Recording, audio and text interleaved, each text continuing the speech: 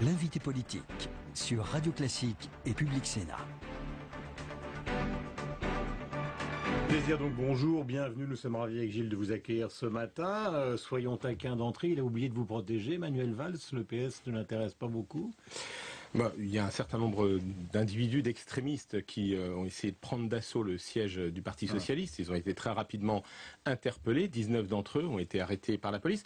Mais moi, je voudrais noter que ce type de débordement, d'attaque, comme tous les incidents auxquels on a assisté en fin de manifestation, des attaques contre des journalistes, aussi contre des forces de l'ordre, de nouveau, malheureusement, on pouvait les redouter parce qu'on y avait déjà assisté au moment du vote à l'Assemblée nationale avec des agressions contre les forces de l'ordre, parce que tous les groupes d'extrême droite s'étaient donné rendez-vous dans cette manifestation. Est-ce que vous faites un lien organique? Personne ne le fait ce matin en disant qu'il y a vraiment une différence entre les manifestants et ceux qui se sont livrés à ces exactions. D'abord, est-ce que vous avez une idée précise de qui a tenté de s'emparer du siège du Parti Socialiste? Ces extrémistes se sont revendiqués du bloc identitaire, de génération identitaire, sont les mêmes qui avaient déjà attaqué le chantier d'une mosquée à Poitiers. Il y a d'autres groupes qui avaient menacé, vous le savez, des acteurs même de la manifestation, y compris Madame Brigitte Bardot, le Printemps français, le GUD, tous les groupes Civitas qui revendiquent des actions violentes anti-républicaines. Et c'est pourquoi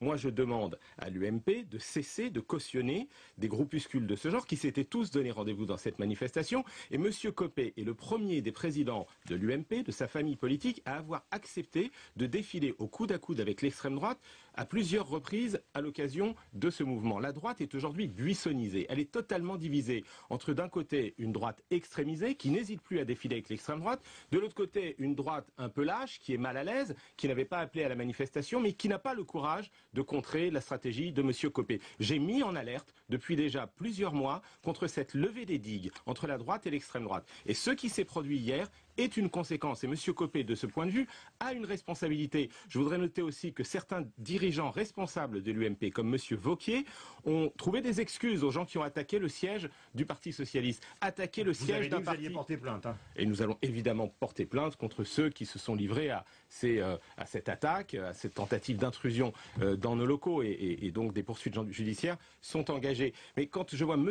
Wauquiez trouver des excuses, dire qu'il n'y a pas de problème à ce que des gens s'en prennent au siège d'un parti politique. Attaquer un parti en démocratie, c'est attaquer la démocratie elle-même. Alors vous avez justement commencé sur un ton politique et polémique concernant justement l'opposition. Gilles Leclerc. Oui, parce que on parle des incidents, on parle de l'extrême droite. Il y a quand même des centaines de milliers de gens qui étaient encore dans la rue hier alors que le projet de loi avait été voté. Avec le recul quand même, je dirais que qu'est-ce que vous en tirez comme leçon politique, je dirais pour la gauche, pour les socialistes en général? Est-ce qu'il s'est passé à vos yeux quelque chose dans la société française? Et j'ai envie de vous demander, au fond, après, que fait-on pour rassembler tout de même? Indépendamment de tout ce qui s'est passé, les casseurs et générations identitaires, mais qui reste quand même marginal par rapport au reste. Bon, d'abord, vous avez vu les moyens considérables qui avaient été mis pour cette manifestation. Il y avait beaucoup moins de monde, probablement 2 fois moins de participants que lors de la précédente manifestation. Qu'il y ait eu une expression de point de vue différent, c'est le cas. À chaque fois qu'il y a de grandes réformes de société, ça avait été le cas pour l'IVG, ça avait été le cas pour le PACS. Mais maintenant, la loi a été votée par le Parlement.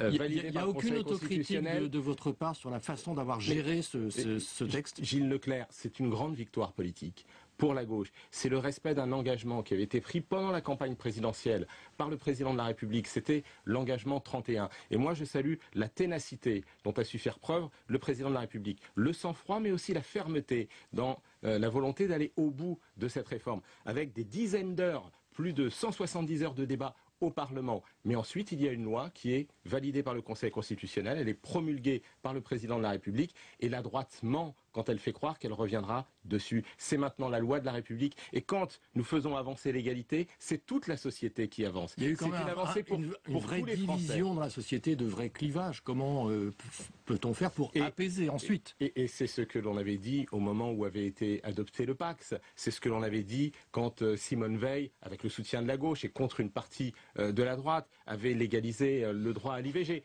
Heureusement que la France a franchi ces étapes et qu'aujourd'hui personne ne veut les remettre en cause. Donc moi maintenant j'appelle à l'apaisement. Notre pays a besoin d'apaisement et non pas de division. Il a besoin de rassemblement et non pas d'exacerbation des tensions. Et donc il y a une irresponsabilité de la part de M. Copé pour des raisons internes, parce qu'il est dans une bataille contre d'autres franges. C'est vraiment de la votre droite. cible ce matin. Mais oui, parce que je crois qu'il est un problème, y compris dans son camp. Et cela a été pointé par M. Juppé, par un certain nombre d'autres responsables, peut-être plus expérimentés, plus sages, plus républicains, qui notent que cette façon qu'il a de jeter en permanence des passerelles avec la droite la plus extrémisée, y compris avec des groupuscules d'extrême droite, pour essayer de récupérer, semble-t-il, des franges de ce mouvement, finit par poser un problème dans le fonctionnement de la République. Mais est-ce que vous considérez justement qu'il faut arrêter là les réformes de société et continuer sur l'économique et le social, ou est-ce que par exemple sur le droit de vote des étrangers, qui risque aussi peut-être de mobiliser, peut-être dans la rue, peut-être que la droite s'en emparera, est-ce qu'il faut être calme ou continuer définitivement?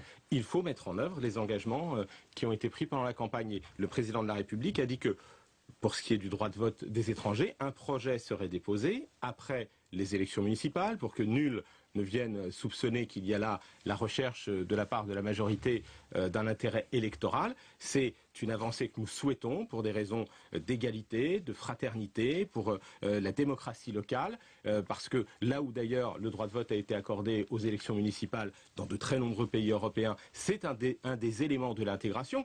Mais c'est vrai que la priorité de notre action, nous l'avons toujours dit, c'est l'emploi, le retour à la croissance, le redressement économique de notre pays. C'est le sens même de l'an 2 que François Hollande a présenté dans sa conférence de presse. C'est la préparation de l'avenir, l'offensive pour réorienter l'Europe, pour l'investissement dans la croissance de demain. On vous sent ce matin justement collé, j'allais dire de très très près aux propos du président de la République, mais imaginons 30 secondes, parce qu'on peut quand même être membre du Parti socialiste, voire le diriger, être libre. La plupart des économistes considèrent que le retournement sur le chômage n'aura pas lieu. Alors comment gère-t-on cette affaire-là? Parce que l'engagement a été pris, repris, redit. Oui, mais nous ne sommes pas des observateurs, nous sommes des acteurs. Oui. Et donc nous sommes volontaristes. Nous ne sommes pas simplement des prévisionnistes. Nous faisons en sorte que la crise que traverse aujourd'hui la zone euro trouve des réponses. C'est un pari dangereux. Je comprends bien que vous allez soutenir. C'est pas un pari. C'est une action et un engagement. Dès son élection, François Hollande a fait changer les termes du débat en Europe en disant on ne pourra pas sortir de la crise par l'austérité. Il a imposé un débat sur la croissance. La date de la fin 2013 pour le retournement. La question est simple. Si jamais ce retournement n'a pas lieu à la date prévue, il va quand même falloir le gérer sur le plan politique. Nous n'attendons pas ce retournement comme on attend le retour du printemps après un hiver qui a été trop long à cause d'un anticyclone qui ne vient pas au bon endroit. Il y a des actions qui ont été posées. Le pacte de compétitivité et le crédit d'impôt pour aider les entreprises à retrouver des marges. Les emplois d'avenir. Mais ça marche. En ce moment, il y a des dizaines de milliers d'emplois d'avenir qui sont signés dans tous les départements. En ce moment, les entreprises, enfin, commencent à signer des contrats de génération qui permettent de garder un senior et d'aider un jeune à rentrer dans l'entreprise. En ce moment, elles commencent à utiliser le crédit d'impôt qui fait baisser le coût du travail pour leur permettre d'investir dans leur outil de production. En ce moment, nous nous battons contre la fraude fiscale et l'évasion fiscale pour récupérer des centaines de milliards d'euros qui échappent à l'économie réelle en Europe et permettent d'investir dans l'avenir. En ce moment, François Hollande se bat pour qu'au prochain Conseil européen, il y ait ce que l'on appelle une garantie jeune qui soit adoptée, c'est-à-dire qu'on ne baisse pas les bras face à 6 millions de jeunes au chômage dans toute l'Europe et que tous les pays s'engagent ensemble à mettre en œuvre des programmes de formation, d'aide à entrer dans l'emploi, d'insertion dans les entreprises, de toute cette jeunesse qui est la première des ressources de notre continent. Nous sommes en direct avec Arlène Désir, Gilles Leclerc. Question. Dans le même domaine, le gouvernement qui apparemment renonce à encadrer les rémunérations des patrons dans le privé, c'est quelque chose que vous regrettez? D'abord, je crois que nous avons posé un premier acte concernant les rémunérations, c'est la limitation des écarts de rémunération entre les dirigeants et les salariés dans les entreprises publiques, avec un écart de 1 à 20. Dans les entreprises privées, il y a une première décision qui a été prise, et vous savez que j'avais demandé qu'on n'y renonce pas malgré la censure du Conseil constitutionnel. En l'adaptant, il y aura donc la taxe à 75% pour les revenus supérieurs à 1 million d'euros. Moi, je suis pour l'esprit d'entreprise, mais je ne suis pas pour la finance folle.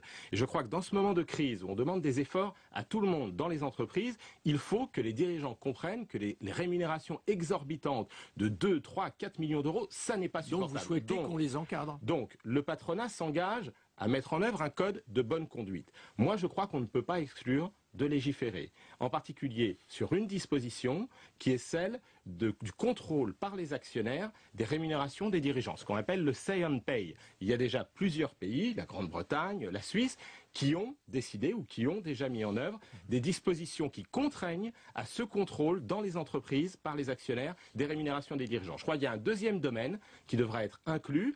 Il doit l'être d'une façon ou d'une autre, et encore une fois, s'il le faut, en passant par un acte législatif, c'est le fait que les salariés doivent pouvoir être dans les comités de rémunération, de même que, vous le savez, dans la transposition de l'accord sur l'emploi, nous avons fait par la loi en sorte que les salariés soient dans les conseils d'administration des entreprises. Il faut que l'on comprenne aujourd'hui que le bon fonctionnement d'une entreprise suppose que toutes les parties prenantes soient associées à sa stratégie.